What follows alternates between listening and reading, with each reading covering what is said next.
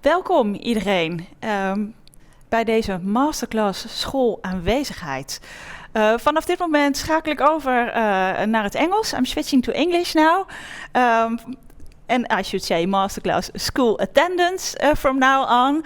And with me is here Patricia Graczyk. Patricia is from America, from Illinois, Chicago. You work at the university there. And school attendance, yeah, I pronounce you as the guru of school attendance, Patricia. So I raised the bar this high, but it's justified, I can say.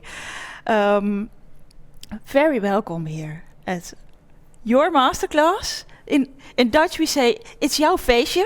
It's your party today. We're very interested in all your information. And together we're having a challenge to put all that in this hour and to get an introduction and a little bit more about attendance working, attendance policy, and how do you do that? What are the fundaments beneath that? And what are the first experiences here in the Netherlands? Because Patricia also has these experiences in the regions of Twente and Noord Kennemerland. Patricia. Thank you. Thank you very much, Bea. And welcome, everyone. It is such an honor for me to be here with you today. And what I have titled my presentation is Shifting the Paradigm to a Focus on Attendance and Prevention, because what we are describing here is really a paradigm shift, a shift away from a sole focus on unauthorized absences to also a focus on attendance and a focus on prevention. A little interruption, Patricia. I forgot to say something to the audience at home. If you have a question, feel free to use the chat. You can make it easy for me by doing it in English, but feel free to do it in Dutch and I will translate for Patricia. So use the chat when you want to know something or want to clarify something. Thank you. So the way I've organized my presentation today is to talk about the what, the why, and the how. And so when I'm talking about the what, I'm really wanting to share with you some key concepts that are important to know in addition to unauthorized absences. And also under the what, I want to share with you the reasons why I'm encouraging you to consider these key concepts in your efforts to improve school attendance. And then after speaking about the what, then I want to also shift more into the why and provide you some reasons why this expanded focus that we're talking about is important and beneficial. And then under the how, I want to share with you some big ideas about using a multidimensional, multi-tiered system of supports framework. And under the how, I'll be talking about how you can use data and also providing you examples of evidence-based strategies at each tier of that framework. So now onto the what and the why. So the first definition that I would like to share with you is for regular or satisfactory attendance. And a number of authors as well as attendance works that Bea, I heard you mention, have recommended that regular or satisfactory attendance be defined as being in school 95% or more of the time. Now, why focus on regular or satisfactory attendance? Well, first off, it provides schools with a very useful metric that they can use in terms of establishing an attendance goal for all their students. So an attendance goal could possibly read that they want to increase the percent of students who are attending on a regular basis. Also, focusing on regular or satisfactory attendance is more strategic and it's more efficient because schools, in addition to focusing on individual students who might need some extra support, they can also think about what they could do at a school-wide level as well as at group levels to also improve attendance at their school. And it's very prevention focused, as I hope you'll see as we move on. So why are we recommending the third key term that I want to share with you, which is improved attendance? And this again provides schools with a useful metric that they could use in their efforts to improve attendance at their school. And so when we're talking about improved attendance, we're talking about identifying those students who have shown improved attendance over how they have been attending in the past. And that's true regardless of where the student was in the past in terms of how many absences they had. So for instance, students who might have been absent a great deal of the time, if they are showing that they are now moving to improve their attendance, you can identify them and recognize their efforts. It also then provides schools with another goal that they could work for in their efforts to improve attendance, and that would be to increase the percent of students who show improved attendance. Now, another term that I would like to share with you is chronic absenteeism. And here I'm showing you the definition that is used by the U.S. Department of Education. And chronic absenteeism refers to missing 10% or more of school. And it includes unauthorized absences, authorized absences, and absences due to the disciplinary actions taken by a school, such as suspensions. Now, why is this focus on all absences important? Well, again, it provides schools with still another useful metric that they could do. But what's also important about it is that regardless of the reason why a student is absent, when they're not in school, they can't benefit from all the benefits and the success of being in school that it can generate. Also, chronic absenteeism and a focus on chronic absenteeism is more preventative. It helps schools to recognize those students who are starting to show school attendance problems. And a focus on chronic absenteeism also is based on research. Now, why do we want to focus on prevention? Well, there's been a lot of research that has been done looking at the relationship between poor attendance and negative outcomes for students. And what you see here are examples of what those negative outcomes are. During a student's school career, you see that it can affect a number of aspects of their development, but also into their adulthood. And so we really want to make sure that we want to prevent these negative outcomes from happening for our students. Now, another key term that you've heard already is a multidimensional, multi-tiered system of support framework. And here I'd like to share the guiding principles of this framework. So first off, this framework really looks at matching the support that schools provide to the needs of all students through this tiered framework. Also, with this framework, schools can not just focus on individual students, but they could also look more broadly into systems and groups of students and what they can do throughout their school and also for groups of students to improve attendance. It's also very prevention focused, and so you're not waiting until a student has very serious school attendance problems before you respond. This framework also utilizes a team approach. So there are school attendance teams in the proof times that you've heard about that focus on using their data to inform their decisions and also using a problem-solving process to figure out, here are our data, what can we do to improve student attendance? And lastly, within this framework, schools are utilizing evidence-based practices. So to understand this framework, I want to talk a little bit about what groups are targeted for each of the tiers of support. And we always start with Tier 1.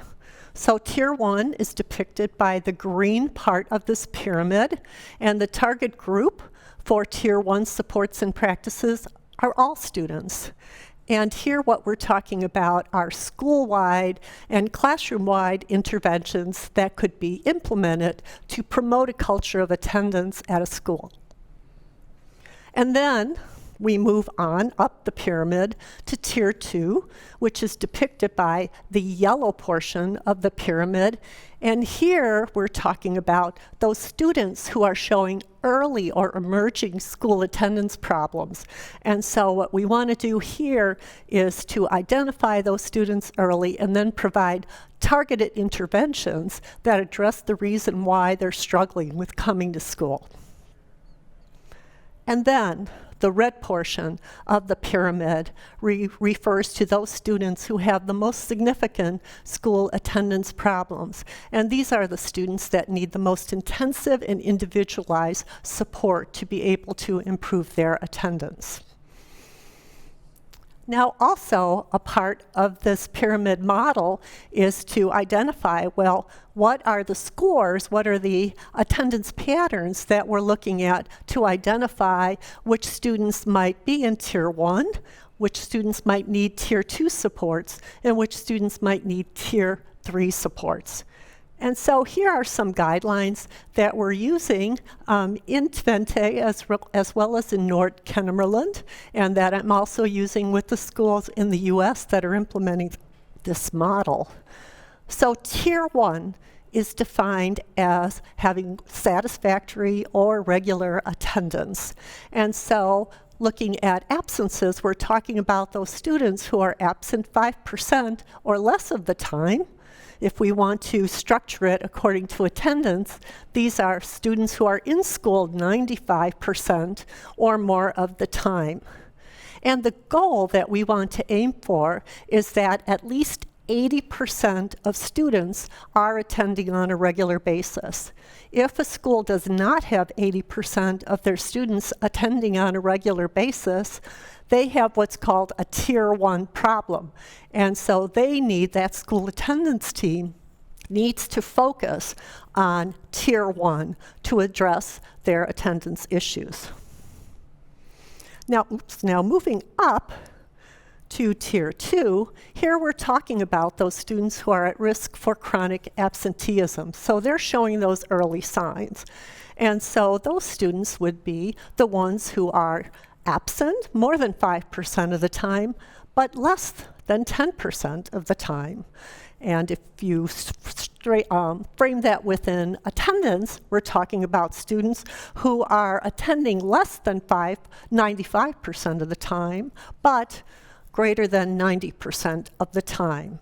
And your goal, the school's goal, is to have no more than 15% of their students requiring Tier 2 support. Now, if they have more than 15% of their students requiring Tier 2 support, then they have a Tier 1 problem. It's just another indicator that they have a Tier 1 problem and they need to focus on strengthening their Tier 1. And then we move up to Tier 3. And here we're talking about those students who are chronically absent. So they're absent 10% or more of the time. Or another way of saying that is that they're attending school approximately 90% or less. And the goal that we have for schools for those students is that there are no more than 5% of students requiring that level of support. Now, if a school has more than 5% of students requiring that level of support, then the team really needs to strengthen Tier 1 and also Tier 2. Now, with the pandemic, I must say that these criteria of 80% in Tier 1, 15% in Tier 2, and 5% in Tier 3 could be long-term goals for schools because with Corona, the schools are seeing that their attendance is not where it could be perhaps had Corona not come along. So that's kind of an idea of what this framework looks like. And now I want to also give you some reasons why we're recommending it. And the main reason is because we have evidence to show it works. And here I'm sharing with you some evidence from a school in Illinois, a school district actually that has 6 primary schools, and they have what I would say in your system would be considered early secondary or younger students in secondary school. And they implemented this multi-tier model, and they still are. So what you see here are data in terms of the numbers of chronically absent students before they implemented the framework and then after they started to implement the framework. So you see by the end of fall term of 2018, they had 540 students who were chronically absent, so in Tier 3. And then by the end of fall term 2019, that was the point where we had done the workshops and we had done the professional development for the school attendance teams during the summer. And now that very first term, they're implementing this model.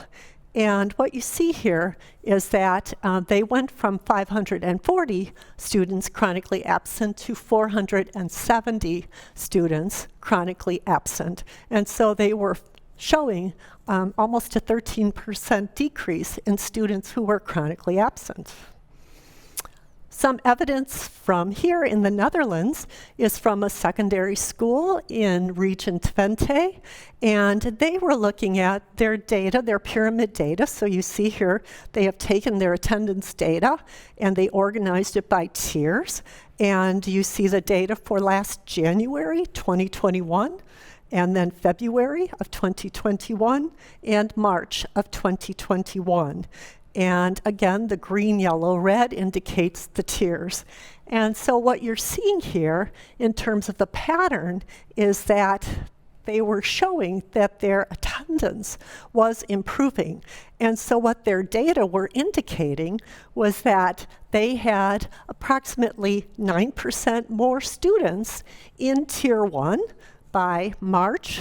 And in Tier 2, they saw a decrease of about 4.7% of their students in Tier 2, and then a decrease of 4.4% in Tier 3. Now, what's especially exciting about this information is that we were still doing workshops with them. And so they really hadn't had all of the training on this model to implement it fully. And what they told us was they did start with Tier 1, so they had a Tier 1 problem. And so they said that they were trying to contact families sooner than they had been in the past. So if they were starting to become concerned about a student's attendance, they were contacting the families to tell them that they were concerned and to find out what they could do to help. And with that simple intervention, you can see that even though they didn't have all the training on this model, nonetheless, they were seeing their data move in the right direction. So now I would like to pause and see if there are any questions for me.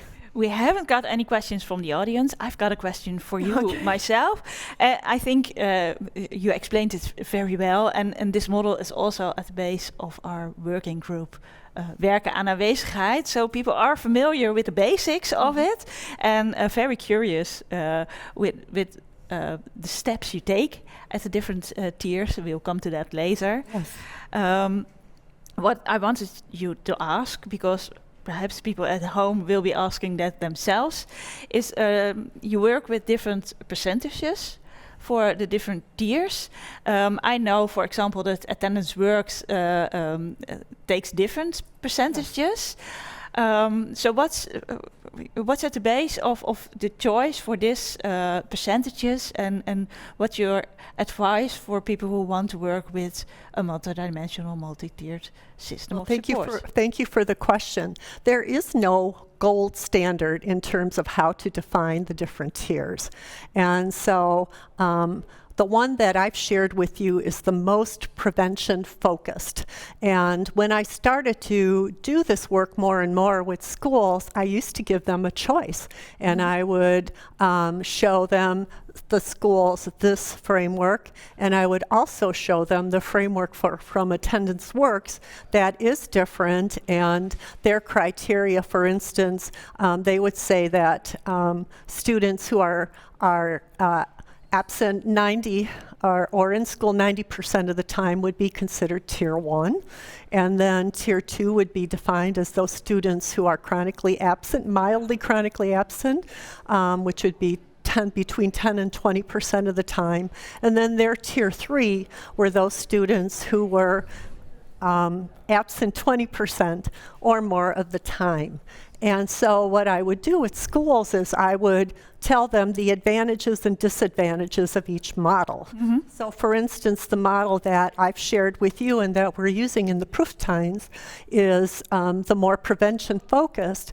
The advantage is that you are going to be able to identify more students with that framework who might need support because they're showing early signs of school attendance problems.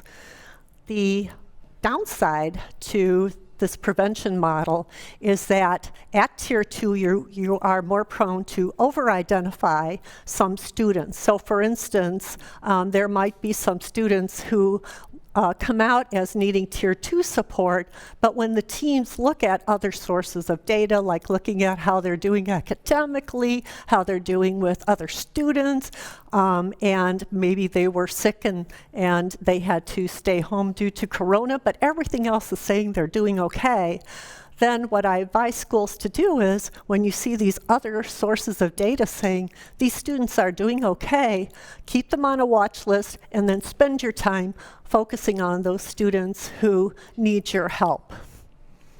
With the school attendance criteria, you have a greater likelihood that those students that you identify in Tier 2 really do need some type of support.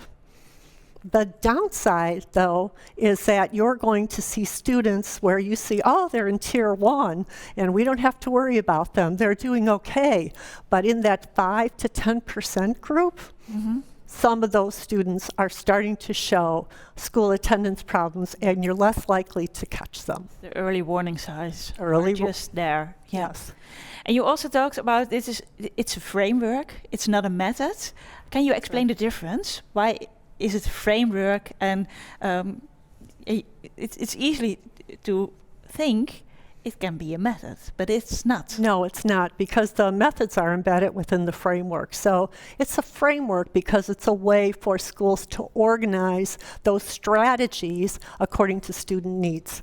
And so it is a framework. It's not an intervention in itself, but it's a way of organizing those interventions according to student needs. And identifying where interventions are perhaps needed. Right. And again, aligning it with the student needs. Yeah. So it's not a new method you're implementing in your school. It's another way of looking at things that you've already got in your school. So that's why it's a framework. I'm saying it correct. You're saying it correctly, yes. Thanks. No questions. Okay, so now I'll move on to the how. And I do like to point out the things that schools are already doing that have been shown to improve attendance. But first off, when we're talking about the how, I've mentioned school attendance teams. And so the schools that we're working with here in the Netherlands, we encourage them to develop a school attendance team. And because you need a team to oversee implementation of this framework. So some of the activities that we ask those teams to do is to think about what is their vision for their school related to attendance. And then based on that vision, and they might say that they want 95% or more of their students attending on a regular basis. And then what is then their mission in order to accomplish that vision? And so it might be to implement this framework and make sure that it's done with fidelity in order to achieve that vision. And then we also ask them to complete a self-assessment that comes from Attendance Works. And it is a team assessment to get a sense of what are they doing now that is already good and they should continue to do to improve attendance, and what are the areas of improvement that they might want to identify and place in an action plan. And so we ask them to utilize this self-assessment to get a sense of where they're at right now, and then also use that information to develop an action plan for the coming year. And so that's something else we ask the teams to do. And then we do ask the schools to then utilize their data within that pyramid framework, like I had shown you, and to use a problem-solving process to be able to look at what does the student need to improve attendance and arrive at an effective solution. And again, our focus is always on using evidence-based practices. So let me show you some data from some schools, and we can kind of talk too about how schools could use their attendance data and other data. So first off, schools can use their attendance data at a variety of levels. So we ask schools to start at looking at their school level data. But then they can also start then to disaggregate or separate out their data in a variety of ways. So they could be looking at groups of students and looking at what their attendance looks like to see which groups are doing well, which groups they might need to find out what's going on and how they could help them.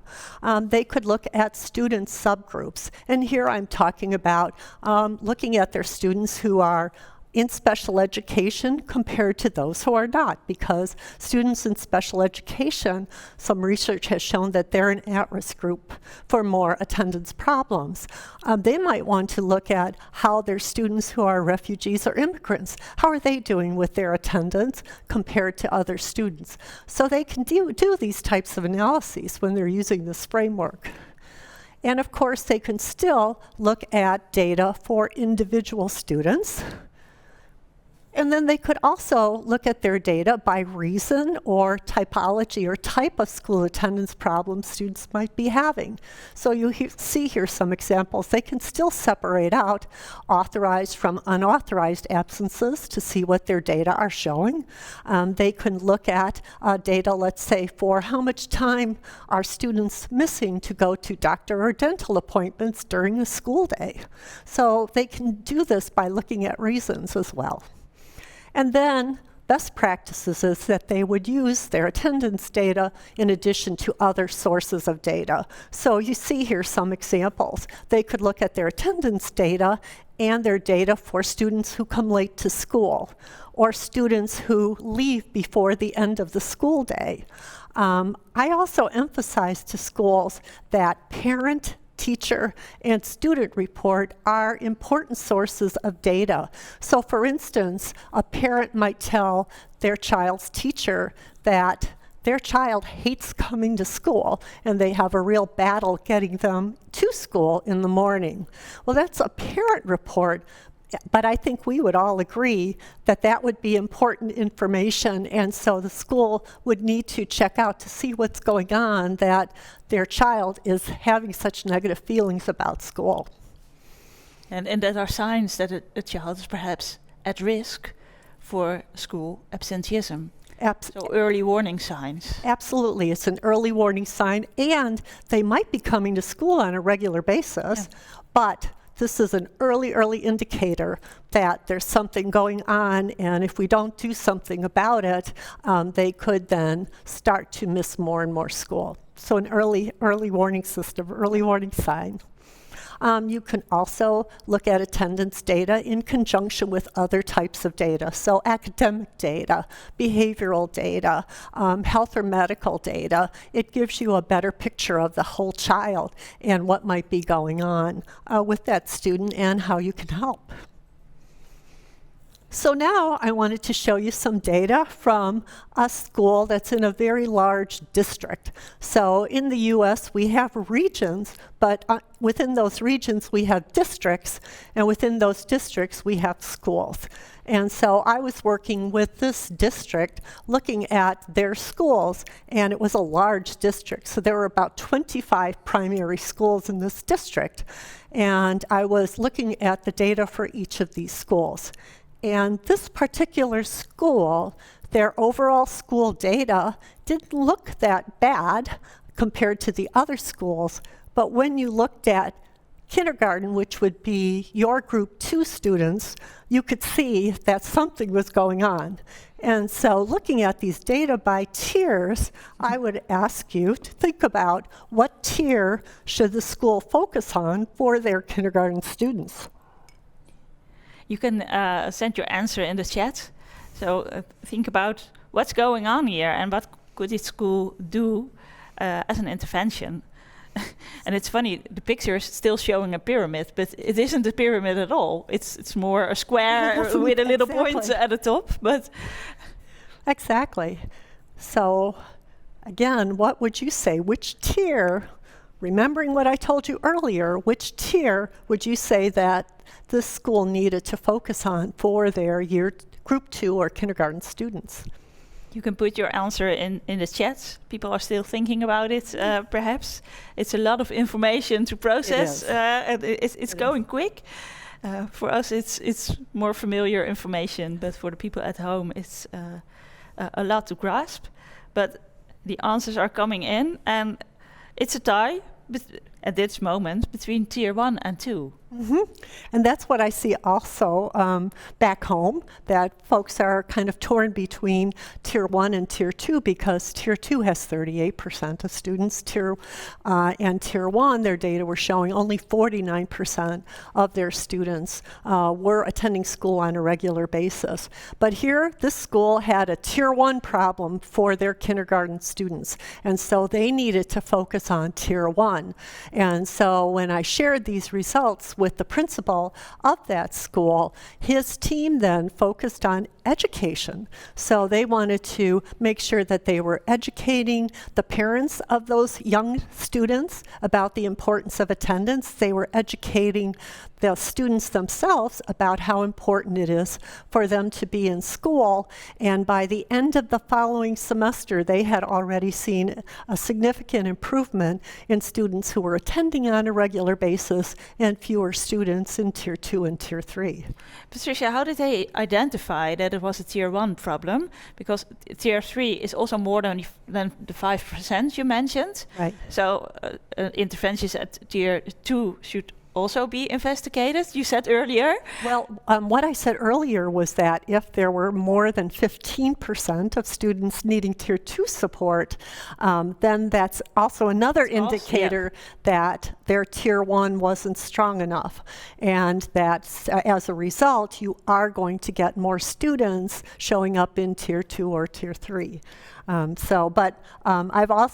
often get Tier 1 or Tier 2 in terms of what people are guessing, learning this model. But in this case, they have fewer than 80% of students attending school on a regular basis. So the most effective and strategic strategy would be to strengthen their Tier 1, and that's what they did.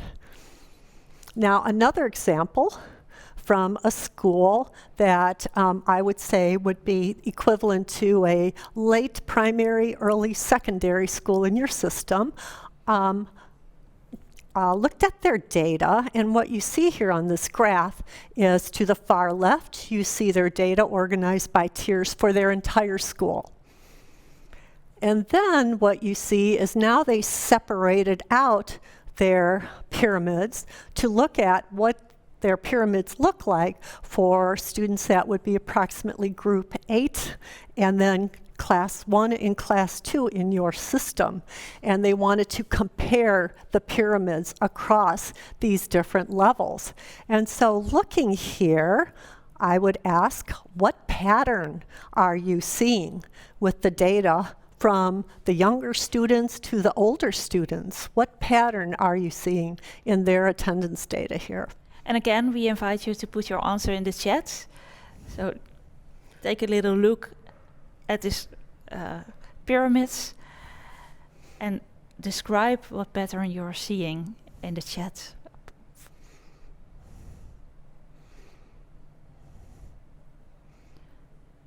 We're just giving them a little bit of time, Patricia. Yes, they need to kind of study those graphs and see. You might want to look at how the green bar changes over time, because again, we always want to make sure that Tier 1 is strong. So fewer students require Tier 2, Tier 3 supports. So are you seeing any patterns across from the younger students to the older students? What might you be seeing there? The first answers are coming in. Increasing absenteeism. And the other person just framed it towards attendance, decreasing school attendance after 6th grade. So that's the green bar you mentioned earlier. And also that Tier 2 is some sort of stable level at first, but the biggest change is in Tier 1 and Tier 3. Yes, and I would agree with you. That's the pattern that's going on with these data, is that when you're looking at their 6th grade or Group 8 data, it doesn't look that bad, right, from what we were talking about. But then for the older students, they were seeing that either their attendance was going down or their absences were going up. And so they really needed to look at what's going on when these students come into our school, that we're seeing that their attendance is going down the longer they're in our school. And so looking for patterns like this can be very helpful too.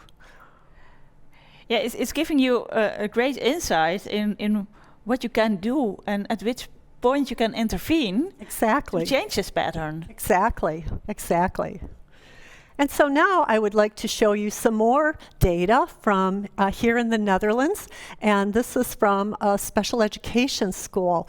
And what I thought especially interesting, what they did there, is they looked at their data where they looked at absences, all their absences, and then they also looked at absences when they removed the absences that were due to Corona. And so they wanted to see, well, what might our pyramid look like if this pandemic wasn't going on and we were able to just look at our pattern of data without looking at the ones due to Corona. And so what you see here is their February and March data, and you also see their cumulative data from the beginning of school up until March. And so I thought that was really a great way to look at their data, and it was a great idea. So you can see here now just what that looks like at the school level. These are their data. And then on this slide, which has a lot more information on it, but don't worry about all the information here, but the point that I wanted to make here is now they were analyzing their data by classrooms. And so here you see on the top what their pyramid looks like by classroom for the school year up until that point in March. And then you see without the Corona absences. And then you see their data for February, and you see their data for March. And then on the bottom you can see how much worse their data is when they also include absences due to Corona. Looking at this kind of pictures, I always think there's learning curve in this. In looking at the picture and understanding what you're seeing and how you need to interpret what you're seeing. It's not something that when I look at it, think, I get it. I know what to do now. It's a lot of information. It's a lot of information. And you don't get that if you're just focused on unauthorized absences, right? Yep. I mean, this is looking, but also if you just look at that first table, you can see among the classrooms that there is quite a bit of variability in their pyramids. And so that could be something that a school attendance team could be looking at. And I'm looking at one school that's a little to the right of the half halfway mark, and their pyramid looks pretty good. They have quite a few students in green and just a few in yellow and red compared to some of the other classrooms. So I would be interested in knowing, what's going on there that maybe we should be doing in the other classrooms? Is there something that we can learn by looking at these patterns? And have you got any tips for the viewers at home how to interpret those graphics? Where to start? Yes, where to start. Right where I was talking to you is when I was looking at this too, it was a lot of information to digest and to think about. And so that's where I started to look at the total, even within one graph itself. And as I was looking at that top left one, that's what I was looking at, is that among the classrooms, there's quite a bit of variability.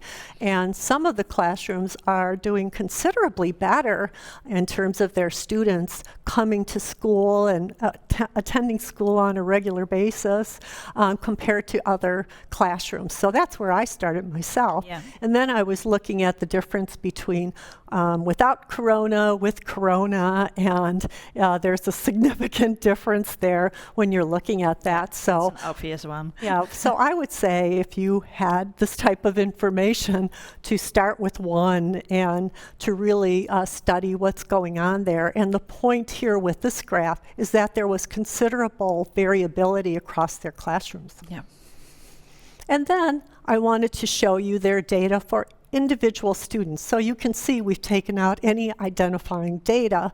And that white area that you're seeing, so every row is a student's attendance data, and the white means that the student was in school 100% of the time. So their system can't bring up green for those students, but if you see white rectangles, that means that the student has been in school 100% of the time. And so then you're also able to look at then, what is the pattern for individual students? And what is it telling us, and what do we need to do? And again, you see quite a bit of variability in this information as well. So I know I've given you a lot to digest, and so I would like to ask you, what questions do you have for me at this point? At this point, perhaps I've asked the questions for them, but there are no questions in the chat, so I just suggest you continue with your presentation. Okay, so now what I'd like to do is share examples of strategies that could be used by tiers. So we always want to start with tier 1, so let me share with you some strategies. But first, I would like to also tell you what Attendance Works recommends that you use regardless of which tier you're working with, and I wholeheartedly agree with them. So here are the 4 general strategies that they recommend. Regardless of what tier you're focusing on, you always want to focus on having good relationships with your students and with your families, because you're partnering with them. And so it's very important that there's that good communication and that there's the good relationships on which to build communication.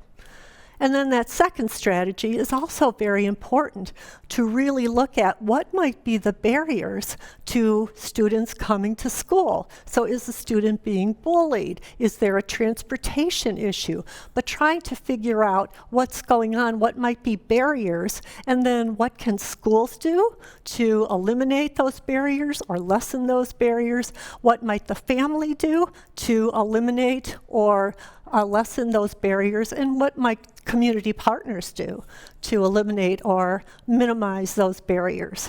And then the third is to recognize good and improved attendance, which I've talked about already.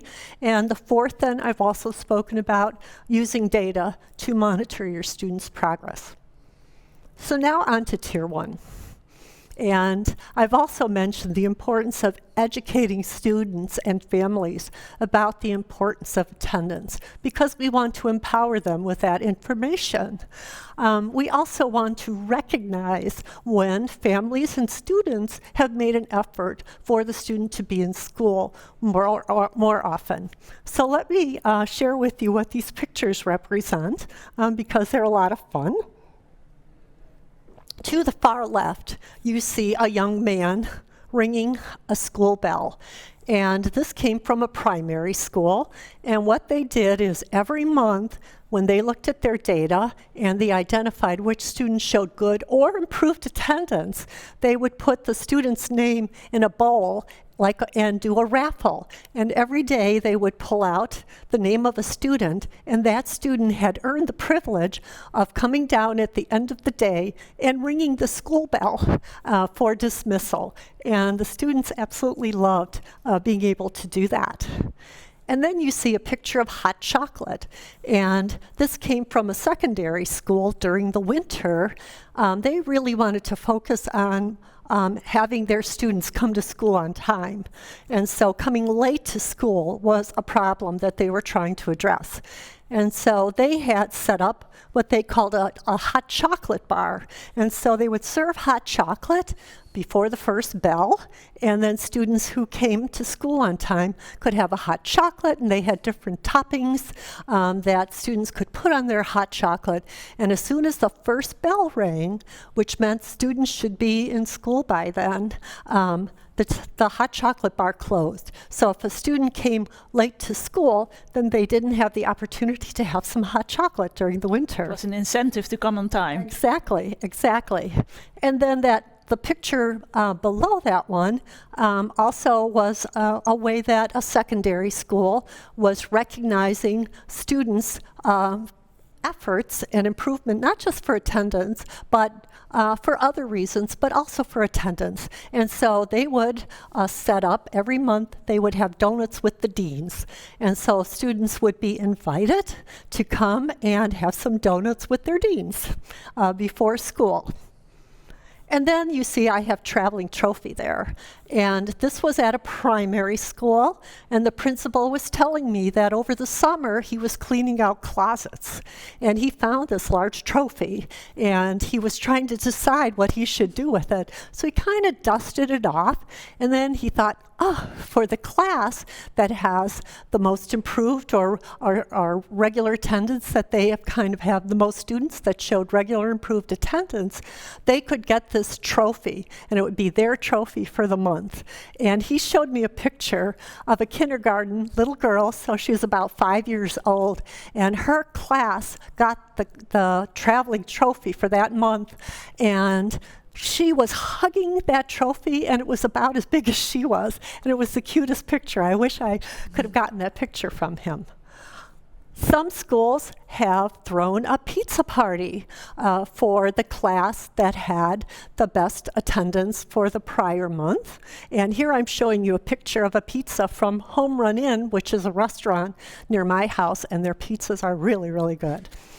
And then lastly, I'm sharing with you here a blue jay. And so this was also from a primary school. And one day, all their students came to school on time, and they had 100% attendance. So the blue jay was their school mascot, and so the assistant principal that I was working with dressed up as the blue jay, and during dismissal time, the blue jay was congratulating all the students and all the parents on their good work in terms of getting students to school. Some more Tier 1 strategies that I wanted to share, and I know that a number of you are doing this already. So positive behavior supports has been shown to improve attendance. So those schools who are using positive behavior supports, they're already doing something to encourage attendance. Bullying prevention efforts like Old Deus's bullying prevention program has also been shown to improve attendance. And when you think about it, it helps to make a school safer. And so students feel more comfortable coming to school. Helping students to develop their social, emotional, and behavioral skills has also been shown to improve attendance.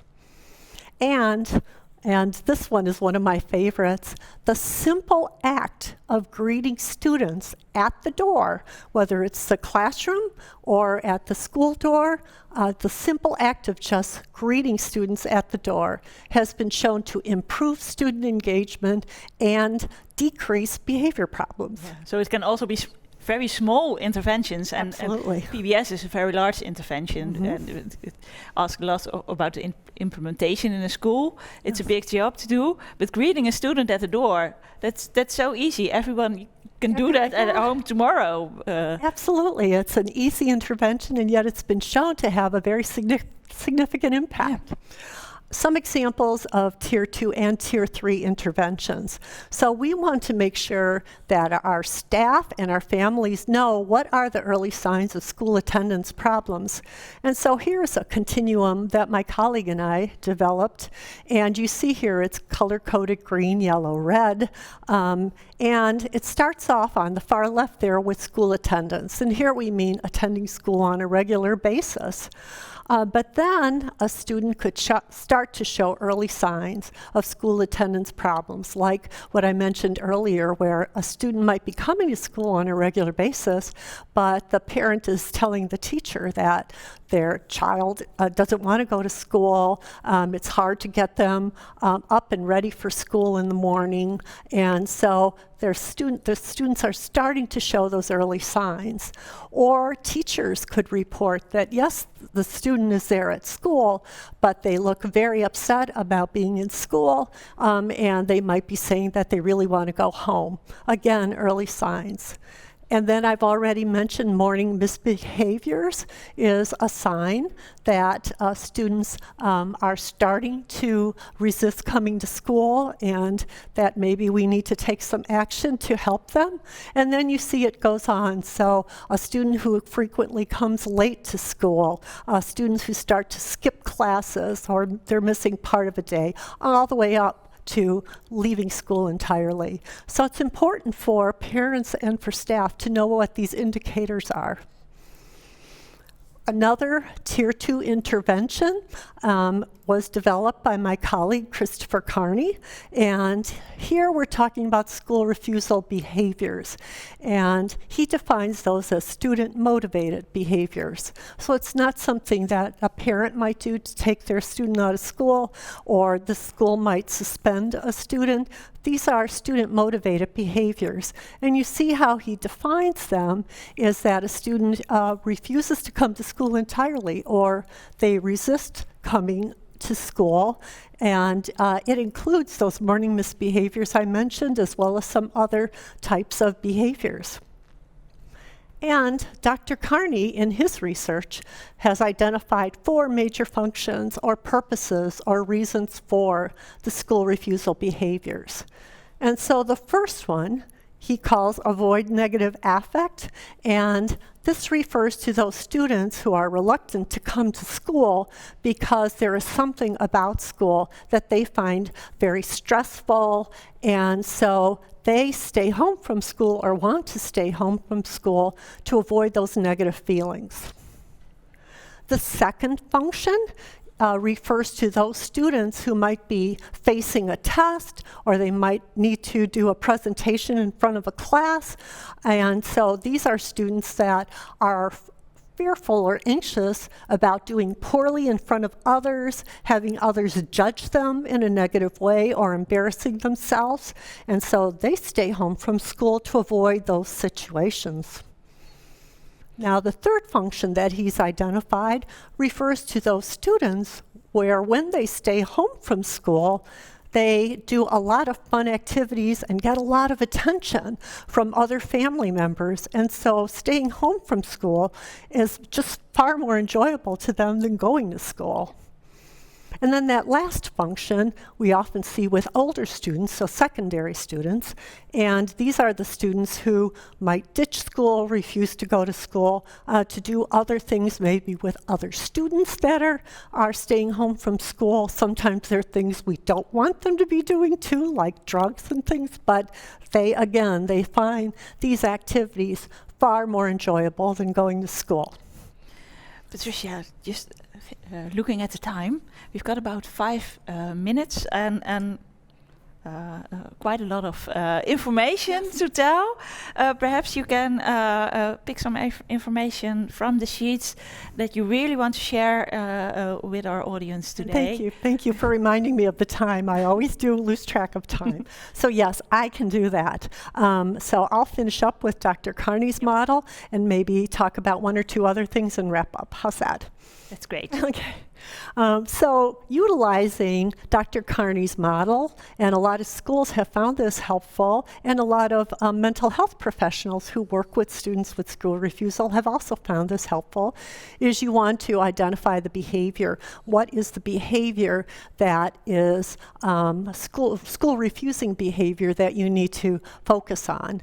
And so once you've identified the behavior, then you want to determine what's the purpose, the reason, the function for that behavior. And Dr. Kearney has developed a measure called the School Refusal Assessment Scale, or SRAS-R, that you see here, that can be helpful in defining those purposes or functions. And then you want to then match the intervention that you put in place for that student to the reason why they're engaging in those behaviors. And then you want to monitor the effectiveness of your intervention. I want to talk about nudge letters, and then I'll move on to the summarizing. Yep. Okay, so this is called a nudge letter. And the advantages of nudge letters is that it empowers parents by helping them to see more accurate information about their children's absences. And this intervention has been shown to decrease chronic absenteeism, so Tier 3, by 10 to 11% at all ages. And it's appropriate at Tier 2 and at Tier 3. So what you see here, and what I want to emphasize with this letter, is the graph. And you can see it more closely here. And what you're seeing is that you're actually providing information to the parent about what percentage of the time their child has been absent from school, in comparison also to other students. So in this case, other students in their class, other students in their school, or other students in their school district. So you want to give them that comparison information. So you see with this student, they were absent 16% of the time. So they were chronically absent. And in comparison to their absences, you see that the average student in their class was absent only 4% of the time, and the average student in their school and school district were absent only 5% of the time. I'm going to skip then, and you can see just some examples of Tier 3 interventions, but to share with you my take-home points about this framework. First off, if students aren't in school, they can't benefit from all the opportunities available in school, regardless of the reason. And I hope I have showed you how a multidimensional, multi-tiered system of support framework can be a useful way of increasing attendance and decreasing school attendance problems. With this framework, schools can use their attendance data and related data to help match interventions with the needs of their students. And a good starting point for schools who are interested in implementing this framework is to set up their information systems so they can look at their data through this tiered framework, and at Tier 1 to educate students and families about the importance of attendance. So I want to thank you all for your kind attention, and I look forward to working with you in the future. So thank you so much. Thank you, Patricia. I've got one last question I'd like to ask. It's possible within the time, I think. You've talked about incentives for improving attendance, the pictures you showed us. And one of the people at home is asking, what about when the student is missing school? Then perhaps it's the cause that the class doesn't get the reward for the best attendance of the school. So, is there a chance that those children are blaming the ones that are not attending, and how do you handle that situation? That's a great question, and I can say that I have really never heard of an incident when that would happen, and so that was something I was listening for as well. And so I think it's really important when schools implement these incentives that they make it clear that these are goals, but sometimes students are going to have to be absent for important reasons, and we need to respect that. Yeah.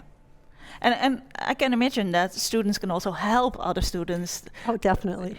Who have difficulties attending school. Yes, and another simple intervention that a school shared with me was that there was a little boy who had been absent a lot.